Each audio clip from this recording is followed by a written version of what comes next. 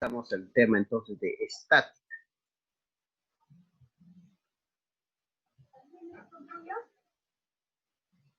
Es la parte de la mecánica, la estática es la parte de la mecánica, como dice aquí, que estudia el equilibrio mecánico de los cuerpos. Pues sencillo lo que es la definición de lo que es estática. Obviamente, estática también es parte de la física, ¿no? Parte también de la física. Y la estática también va a ser otra parte, que la mecánica también está dentro de la física, entonces la estática está dentro de la mecánica, que estudia el equilibrio. Entonces tiene que ver esto, equilibrio mecánico de los cuerpos. Entonces, para entender lo que estudia la estática, que es el equilibrio de los cuerpos, tenemos que entender qué es esto. Muy bien, entonces vamos a estudiar equilibrio mecánico. Entonces, ¿qué será el equilibrio mecánico? Se denomina así al estado de un cuerpo en la cual no posee aceleración.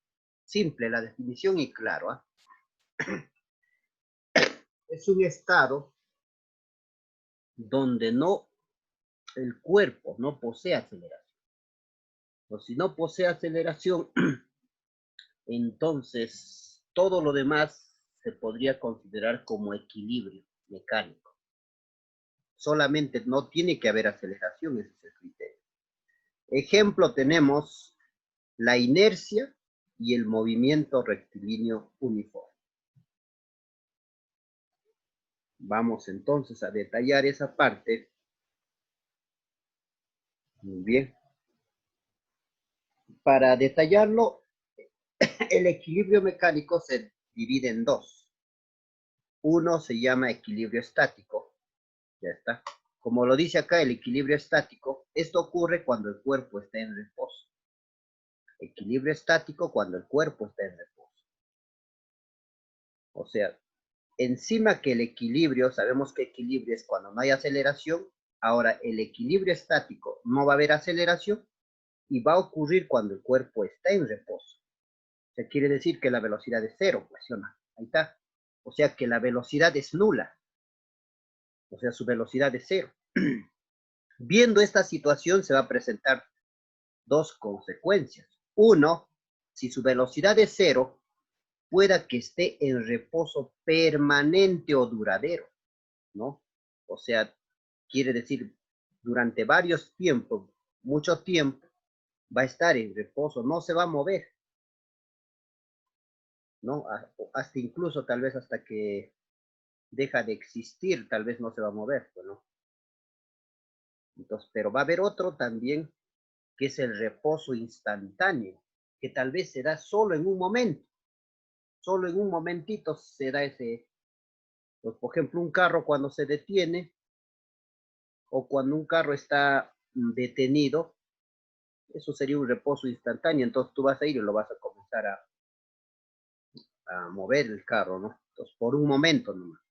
Por más que sea un reposo instantáneo, o sea un reposo permanente y duradero, entonces estaríamos hablando de equilibrio estático.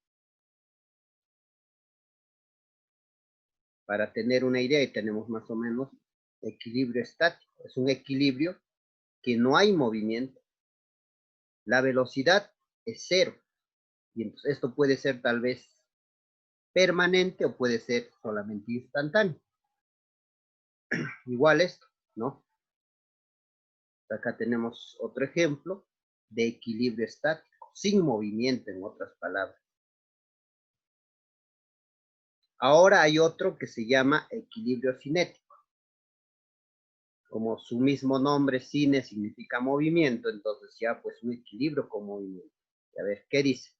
Esto ocurre cuando un cuerpo se mueve en línea recta y a velocidad constante.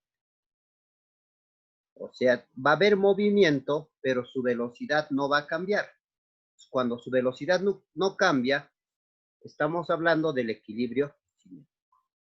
Por eso dice velocidad constante. O puede decir que se mueve con movimiento rectilíneo uniforme variado. Y usted sabe que la característica del movimiento rectilíneo uniforme nada más, es que la velocidad es constante. Entonces, aquí tenemos dos ejemplos de equilibrio cinético. Entonces, este cuerpo se va a mover a la misma velocidad, 5 metros. Acá pasa 5 metros, 5 metros. Entonces, si no cambia su velocidad, entonces su velocidad es constante. Pero ¿cuál es lo interesante? No tiene aceleración, ¿no? No tiene aceleración. Y la condición para que esté en equilibrio es que la aceleración sea nula. En este caso, tampoco, no está rotando. Entonces, la velocidad angular es cero también. Ahora una polea, mira, se está moviendo o no se mueve, pero no se mueve, como se dice, en línea recta, sino ahí nada más está, porque es una polea fija. Si nosotros analizamos de acuerdo a la línea recta, o sea, de este punto no se mueve hasta este punto. Por lo tanto, velocidad es como si no existiera, cero. No estoy hablando de la velocidad tangencial, sino de la velocidad lineal acá. Que esta polea se mueve de este punto hasta este punto, no hay. Tampoco hay aceleración. Pero entonces, ¿qué tipo de movimiento está generando? El que está generando el movimiento, velocidad angular, es constante. Entonces, también estaría en equilibrio. Para que tengas una mejor idea, esto sería un ejemplo de equilibrio cinético.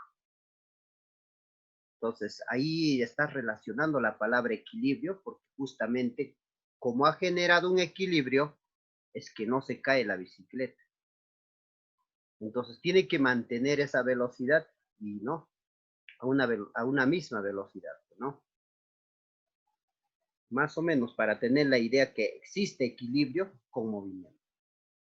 O por ejemplo, cuando quisieran, ¿no?, cruzar, como en este caso, por el tubo, por ejemplo, ¿no? Es bastante dificultoso, pero para lograrlo hay que conseguir un equilibrio con movimiento.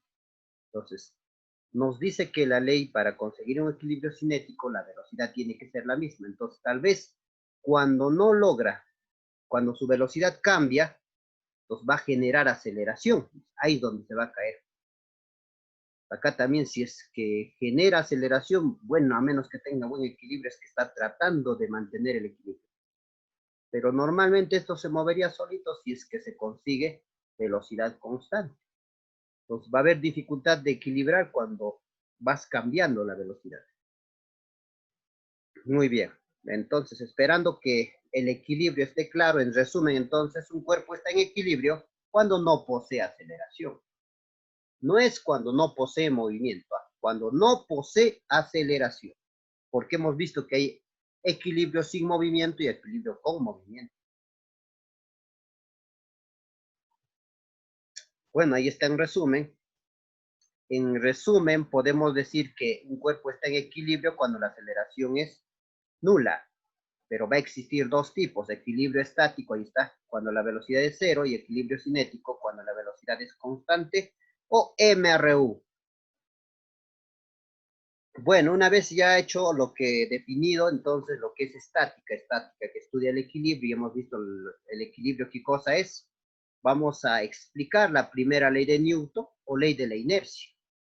La primera ley del movimiento, ¿no?, rebate la idea de Aristóteles, que un cuerpo solo se puede mantenerse en movimiento si se le aplicaba una fuerza. Entonces, esa era la idea de Aristóteles. Bien claro, dice. O sea, podías lograr mover un cuerpo, dice Aristóteles, si tú le aplicas una fuerza.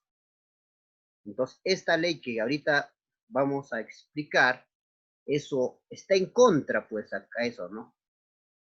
Newton expone que todo cuerpo persevera su estado de reposo, o sea, quiere decir que va a mantener su estado de reposo o puede mantener el movimiento uniforme y rectilíneo, a no ser que sea obligado a cambiar su estado por fuerzas impresas sobre él.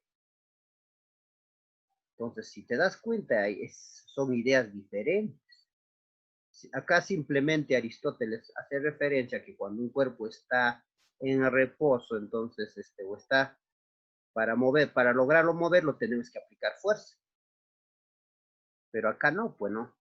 En cambio, acá la idea es que si un cuerpo está en reposo o un cuerpo se está moviendo, pero con equilibrio en ambos, ¿no?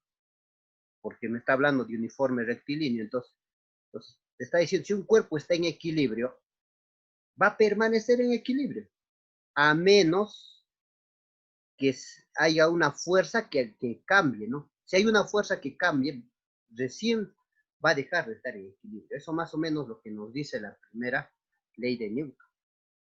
Entonces, esta ley postula, por lo tanto, que un cuerpo no puede cambiar por sí solo su estado inicial, ya sea en reposo, ya sea en movimiento rectilíneo, uniforme, a menos que se le aplique una fuerza o una serie de fuerzas cuya resultante no sea nula, obviamente. ¿Qué pasa si tú aplicas varias fuerzas y se anulan entre ellos? Igual, pues como si no aplicarías fuerza. Entonces, Newton toma en cuenta así que los cuerpos en movimiento están sometidos constantemente a fuerzas de roce. Cuando tú te mueves, cuando manejas tu carro, estos están constantemente en roce, por eso es que te vas a dar cuenta que durante un tiempo se gastan pues las llantas. Este roce también conocido como fricción, que los frena en forma progresiva. Algo novedoso respecto a las concepciones anteriores que se entendía que el movimiento o detención de un cuerpo se debía exclusivamente, así ejercería sobre ellas una fuerza, pero nunca se entendía como una fricción. Entonces, más antes así se pensaba. Entonces, con la primera ley de Newton cambió todo esto. Entonces, esperando que esta primera ley de Newton esté claro, pasamos a los ejemplitos. Primer ejemplo, una partícula o cualquier otra cosa, persona, pelota, perro, etcétera, en reposo. Eso sería un ejemplo. Si tengo una persona en reposo, una pelota en reposo, un perro en reposo, todo eso entonces estaría cumpliendo la primera ley de Newton. ¿Ves? Segundo ejemplo, cuando vamos en un auto y frenamos bruscamente, entonces nuestro cuerpo tiende a irse hacia adelante. Segundo ejemplo de la ley de la inercia, ¿no? Que es la resistencia al cambio de movimiento. ¿Qué nos dice eso? Por ejemplo, estás yendo con tu auto, de pronto frenas bruscamente y el auto se detiene, pero tu cuerpo no quiere detenerse. Entonces tu cuerpo se va hacia adelante y ese fenómeno de irse hacia adelante se llama inercia. O sea, no quieres te resistes al cambio de movimiento. Y explicándolo con la primera ley de Newton sería lo siguiente para que entiendas. Imagínate que estás, a ver, en un caballo encima y de pronto corres a una velocidad con el caballo y de pronto el caballo se detiene. ¿Qué pasa con el jinete? No se detiene, sigue avanzando, entonces cae hacia adelante. Entonces, ese proceso se llama inercia, ¿no? Una resistencia al cambio de movimiento, o lo que estaría pasando es lo siguiente. Al caballo se ha detenido, pero a ti, bueno, si es que hay aire, el aire te puede un poquito detener y varios factores, entonces, pero como nadie te detiene, tú tienes que seguir avanzando. Por eso nos dice la primera ley de Newton. Si sobre un cuerpo no aplica una fuerza, entonces tiene que permanecer con ese. Si está moviendo, se tiene que seguir moviendo. Bueno, eso es la inercia. Tercero, cuando empujamos un cajón, un carrito de compras que esté en reposo. Ahí está, entonces eso sería otro ejemplito. Creo que eso está claro. Otro, un automóvil que viaja a una velocidad constante. ¿Cierto? Vemos un auto que está a 60 kilómetros por hora y sigue viajando a 60 kilómetros por hora y no cambia, pues sería otro ejemplo. Bueno, cuando frenamos algún objeto que viene a velocidad constante, estás yendo a una velocidad constante y frenas, también sería otro ejemplo. Muy bien, ahí está el ejemplo de la bicicleta, por ejemplo. ¿ves? Acá, tal vez por no atropellar al pobre perrito, Entonces tú tomas los frenos. Pero imagínate que estaba yendo a una gran velocidad, pues va a seguir, pues, ¿no? Muy bien. Vamos a la tercera ley de Newton. La tercera ley de Newton establece lo siguiente. Siempre que un objeto ejerce una fuerza sobre un segundo objeto, el segundo objeto ejerce una fuerza de igual magnitud, pero de dirección opuesta sobre el primero. Con frecuencia se enuncia como a cada acción siempre se pone una reacción igual. Entonces, en cualquier interacción usted entiende por contacto. Cuando hay contacto entre dos cuerpos, o sea, cualquier interacción de un par de fuerzas, ¿no? Hay un par de fuerzas. A todo contacto, en toda interacción hay un par de fuerzas. Fuerza de acción y reacción, cuyo tamaño, cuya magnitud es igual, pero sus direcciones son opuestas. Las fuerzas se dan en pares, lo que significa que el par de fuerzas de acción y reacción forma una interacción entre dos objetos. Entonces también esto es una ley que todo cuerpo se cumple, ¿no? Entonces basta que haya, dice contacto, entonces va a haber dos fuerzas que van a actuar ahí. Uno de ellos se va a llamar fuerza de acción y el otro reacción, en todo contacto, sea suave, sea fuerte, va a haber eso. Entonces, eso nos quiere decir la tercera ley de Newton. No olvidarnos. Ante toda interacción, ante todo contacto, va a haber par de fuerzas, no te olvides.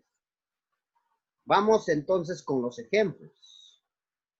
A ver, cuando brincamos, o sea, cuando saltamos, empujamos la tierra hacia abajo. Y esta, o sea, la tierra, nos empuja con la misma intensidad hacia arriba. Ahí está entonces el hecho por qué brincamos, ¿no? Entonces, a pesar, hay contacto entre tierra y piso y hasta hay acción y reacción. Segundo, una persona que rema una lancha empuja el agua con el remo en una dirección. Tú la empujas hacia atrás. ¿Y el agua qué pasa? El agua responde empujándote la lancha en la dirección contraria. Entonces, es el agua el que te impulsaba pues, a moverte, ¿no? Por eso es para que tú avanzas, tú empujas hacia atrás. Y si empujarías hacia adelante, te vas hacia atrás, ¿ves? Porque el que te responde es el agua. Entonces, ahí también el ejemplo claro de acción y reacción.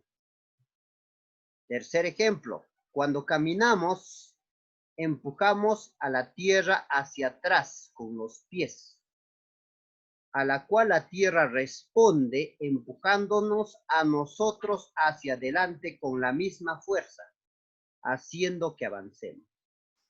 Bueno, ahí está. O sea, nosotros podemos caminar gracias a esto, a la tercera ley de Newton, ¿no? Acción y reacción. La tierra es la que nos empuja y así nosotros podemos avanzar hacia adelante, porque si no nos empujara, nuestros pies se irían para atrás. No habría manera de avanzar. Bueno, entonces, y para terminar, un ejemplo más sería para que tú entiendas que sí existe. A ver, agarras el puño y golpeas a la pared, entonces vas a notar que hay acción y reacción. Entonces, a ver, si no existiera, hay con pruebas, pues, ¿no? ¿Por qué razón entonces crees que cuando golpeas a la pared, tu mano, por ejemplo, los nudillos se hinchan? ¿Por qué? Porque la pared también te responde, pues, ¿no? Entonces, así como la pared, todo cuerpo en contacto también te va a responder. Entonces, eso hace referencia a la tercera ley de Newton. Bueno, hasta cuando empuja, va a haber acción y reacción, ¿no? En este caso, en sus pies y todo, ¿no? De a donde sea. Basta que haya interacción, recuerda. Bueno, básicamente para entender mucho más claro este tema, tenemos que entender el responsable, bueno, el responsable es la fuerza. Bueno, pues vamos a ver lo que es la fuerza. Fuerza. es una magnitud vectorial que expresa la medida de la intensidad de las interacciones entre una pareja de cuerpos. En otras palabras, la fuerza, o sea, lo que mide es qué intensidad tiene, ¿no? Cuando dos cuerpos están en contacto, porque interacción significa que están en contacto. Están en contacto fuerte, despacio, lento, entonces, ¿cuánta intensidad en la interacción hay entre los cuerpos?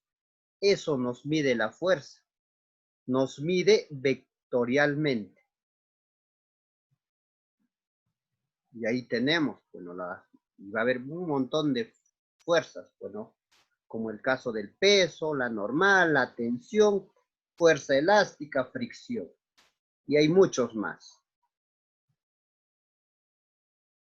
Muy bien, fuerza estamos tocando. En física, la fuerza es todo agente capaz de modificar la cantidad de movimiento o la forma de los cuerpos, ¿ves? Es decir, la fuerza expresa la acción mecánica de los cuerpos sobre otro, ¿ves? Entonces ya un concepto más físico, ya, más aplicando a este tema, ¿no? Entonces entenderlo a la fuerza también como un agente capaz que cambia, modifica la cantidad de movimiento que tiene. Entonces, ¿eso qué quiere decir? Por ejemplo, si está en reposo, entonces él se va a encargar de cambiarlo de lo que estaba en reposo. Si está en movimiento, él se va a encargar de cambiar ese movimiento, puede mantenerlo en reposo. Entonces, él es ese agente. Muy bien. Nosotros sabemos por el concepto de vectores, que o sea, hemos ahorita mencionado que la fuerza es una magnitud vectorial. Si es vectorial, entonces esta fuerza va a tener intensidad, va a tener dirección, va a tener sentido y va a tener punto de aplicación. Ahí tenemos un ejemplo. Por ejemplo, acá una fuerza. Entonces, esta fuerza va a tener intensidad, va a tener dirección respecto a qué estás trabajando. Va a tener un sentido y va a tener un punto de aplicación. Las unidades de la fuerza. Las unidades, la fuerza puede medirse comparándolo con otras fuerzas conocidas. O sea, no solo se puede medir de acuerdo al, pues también se puede medir comparando con otras fuerzas conocidas. Obviamente recurriendo al equilibrio mecánico o por la deformación calibrada de un resorte, ¿no? Entonces, como se puede hacer, por eso que existe kilogramos fuerza, libras fuerza, porque se puede utilizar comparándole con otras fuerzas conocidas, bueno, o si no, también recurriendo a la deformación. Entonces, si ya recurrimos a eso, entonces la unidad patrón de la fuerza en el sistema internacional, o sea, si ya quieres trabajar en el sistema internacional, ya no tendrías que recurrir a las otras, es Newton. Newton va a ser la unidad de la fuerza. Ya ahí está utilizando pues, la deformación de la calibración del resorte, pues, ¿no? Es por eso que, si te das cuenta, parecido a este instrumento, hay un instrumento que algunos lo tienen en casa, tal vez algunos guardados porque ya no se utiliza, pues, ¿no? Y es, ¿cuál? El dinamómetro, pues, ¿no? Conocido como la romana, ¿no? Entonces, ese instrumento es la que mide el sistema, o en este caso la fuerza. Muy bien, ahí está, por ejemplo, un objeto colgado, entonces con eso puedes medir la fuerza.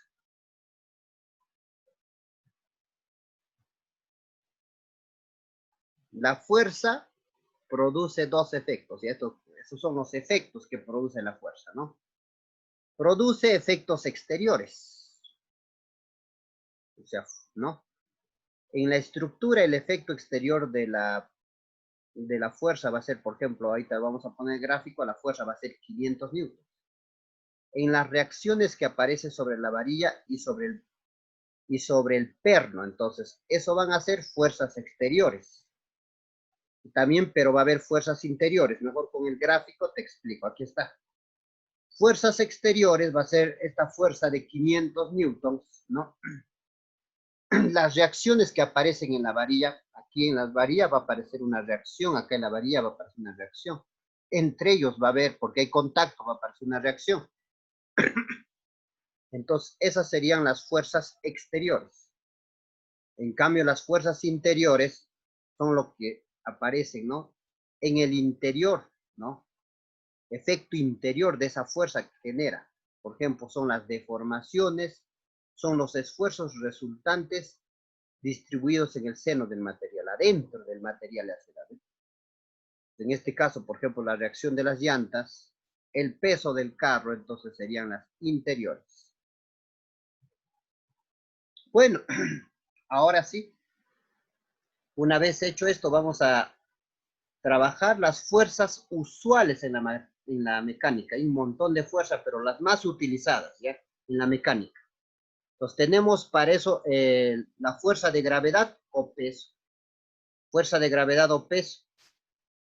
¿Qué es eso? A ver, es aquella fuerza con la cual la Tierra, cuando hablo Tierra con mayúsculas se refiere al planeta Tierra, atrae a los cuerpos que se encuentran en sus inmediaciones.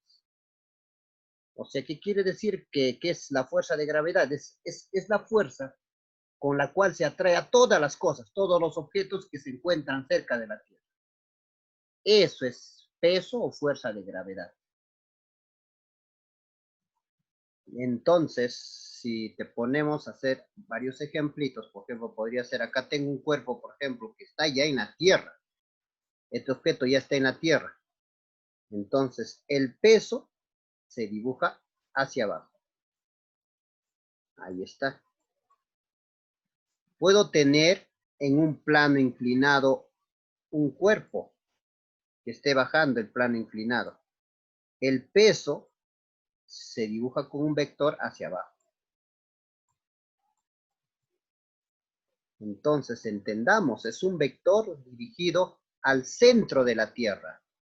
Pero nosotros a veces cuando estamos en el plano, pensamos que el centro de la Tierra es así. Así lo estamos viendo hacia abajo, ¿no? Obviamente, cuando trabajamos en 2D, el peso es hacia abajo. Y entonces pensamos que hacia abajo es, ¿no? Pero ahorita vamos a darles la localización exacta, ¿ya? Cómo tenemos que imaginarnos, cómo tenemos que estar viendo. Esto es lo correcto, obviamente, que está bien porque estamos trabajando solamente en 2 dimensiones. Entonces el peso dibujas hacia abajo, ahí está, fuerza de gravedad. ¿Por qué es hacia abajo? Debido a él, porque es producto de esta gravedad. ¿Y dónde está esa gravedad? Está aquí, en el centro de la Tierra, esa fuerza esa atracción gravitatoria, esa aceleración de gravedad, aquí está. Pues debido a esta gravedad, todo cuerpo cercano a él va a ser afectado por esta fuerza de gravedad. Entonces, ¿cómo se dibuja así al centro? Entonces, no vayas a pensar, ¿qué tal te pongo así? Me vas a dibujar hacia abajo, así. Si ya estás trabajando en una dimensión mucho más grande, entonces, haciendo referencia al planeta Tierra, ahí está, entonces el peso está así. Estamos graficando así hacia el centro del cuerpo. Entonces, esta piedra no sabemos dónde está, tal vez está aquí. Lo estoy dibujando así. Y al dibujar así, es esto, ¿no? Muy bien, entonces, esperando que esté claro esa parte, donde el peso es masa por gravedad. Eso ya lo conozco, ¿no? Fuerza gravitatoria es, pues, obviamente su unidad es Newton, porque todas las fuerzas, unidades en el sistema internacional Newton. M va a ser masa, que su unidad tiene que estar en kilogramo, y ya pues la gravedad lo conoces, ¿no? Que su unidad tiene que estar en metros por segundo al cuadrado. Regularmente vamos a trabajarlo con 10. En casos excepcionales que no vengan 9,8. Entonces, ya. Entonces, este es la primera fuerza bastante utilizado en la mecánica. Segunda, ahí tenemos más ejemplos. Ahí tenemos más ejemplos de la fuerza de gravedad, o conocido como peso. Si el cuerpo, nos dice bien claro, si el cuerpo es homogéneo, la masa se distribuye en todo su volumen. Y simétrico, entonces en el centro de gravedad va a coincidir con el centro geométrico. Quiere decir que para graficar el peso, acá va a estar el peso, va a coincidir en el centro geométrico con su centro de gravedad.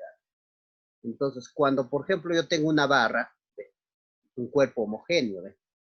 O sea, aquí en este cuerpo homogéneo la masa se distribuye uniformemente y va a ser simétrico, por lo tanto, por eso en el centro está ubicado el peso. Entonces, de este centro hacia abajo se dibuja el peso. Ahí está. Entonces, el centro de gravedad va a coincidir con el centro geométrico, ¿no? Por ejemplo, tengo acá otra placa rectangular, homogénea, entonces también ven el centro de gravedad va a ubicarse, o centro geométrico, ahí va a estar el peso. A partir de ahí hacia abajo una flecha, y eso sería el peso, o fuerza de gravedad. Bueno, ahora sí pasamos a otro tipo de fuerza. Fuerza de tensión. La fuerza de tensión es aquella fuerza que surge en el interior de hilos. Vamos a encontrarlo en el interior de hilos, cuerdas, cables, pero etcétera. Pero estos tienen que ser inextensibles, o sea, que no crezcan. Y se manifiesta con una resistencia que estos ofrecen a ser estirados. O sea que la fuerza de tensión es una manifestación, es una forma de manifestación como una resistencia a que sean estirados, o sea, es que ellos ofrecen a ser estirados. Muy bien, ahí tenemos un ejemplo, por ejemplo, acá tenemos una cuerda. Entonces, en esta cuerda, en todo punto, pues está la tensión, en cualquier parte que tú quieras. Entonces, esa manifestación de resistencia se llama tensión. Hasta acá adentro va a estar la tensión. Para ubicarlo a esta tensión tienes que hacer el corte imaginario y luego dibujas una flecha hacia ese corte. Y esta se llama tensión. Pues esta tensión sería, si yo grafico para esta parte, quiero analizar en esta situación donde está la mano, ahí quiero analizar. Pero si yo quiero analizar en esta parte, entonces no me va a servir esto, sino esta de aquí. Entonces, haz de cuenta pues que estás cortando la cuerda. Entonces cortas la cuerda, entonces esta parte obviamente se queda con la mano. Igualito pues es cuando tú analizas los ejercicios. Entonces esta tensión sirve para analizar todo este sistema. Ni modo que vas a cortar esto y vas a poder analizar acá, pues, ¿no? Digamos, hay dos personas, uno se queda con la otra cuerda y la otra con la otra. Algo así también es en los ejercicios, o sea, no es cosa de otro mundo, es lo mismo. Entonces se va a generar dos sistemas y sus valores también van a ser lo mismo. Si acá ha salido 10 newtons, acá también es 10 newtons. Donde vayas a hacer el corte, donde vayas a hacer el corte. Muy bien, entonces eso es la fuerza de la tensión. Eso es la fuerza de la tensión. ¿Qué más, profesor? Entonces vamos acá a leerlo, a ver, como ya aclarando lo que dice. Para representar la fuerza de tensión en un punto, en cualquier punto, se debe hacer un corte imaginario y esta apuntará hacia el corte. Haces un corte imaginario, ahí está el corte imaginario, y esta, ¿quién está hablando? O sea, la fuerza de tensión apunta al corte. No te olvides. Tenemos ahí un ejemplo de la fuerza de tensión para un sistema y para otro sistema.